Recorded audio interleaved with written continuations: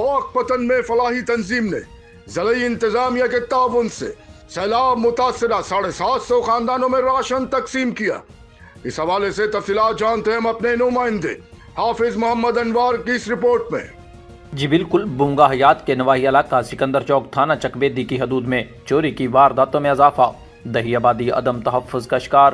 آبادی سالم کھیڑا کے رہائشی شیر محمد والد محمد اکبر قوم جرا کے گھر میں گزشتہ رات نامعلوم چور دیوار توڑ کر داخل ہو گئے۔ چور گھر سے 70,000 روپے نقدی، آدھا تولہ سونا اور 5 تولے چاندی چوری کر کے فرار ہونے میں کامیاب ہو گئے۔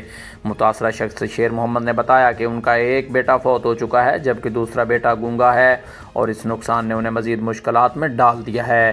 متاثرہ شہری نے وزیر اعلیٰ پنجاب محترمہ مریم نواز صاحبہ سے اپیل کی ہے کہ چوری کی بڑھتی ہوئی وارداتوں کا نوٹس لیا جائے اور عوام کو تحفظ فراہم کیا جائے۔ علاقہ مکینوں کا کہنا ہے کہ تھانہ چکبیدی کی حدود میں چوری کا سلسلہ نہ تھم سکا ہے۔ عوام خوف و ہراس کا شکار ہے اور پولیس سے مطالبہ کیا ہے کہ فوری کارروائی کر کے ملزمان کو گرفتار کیا جائے۔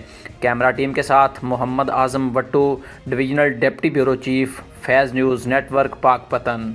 آپ نے رپورٹ ملاحظہ کی۔ مزید خبریں اور اپڈیٹس جاننے کے لیے دیکھتے رہیے فیض نیوز نیٹ ورک۔ فیض نیوز، فیض سب کے لیے۔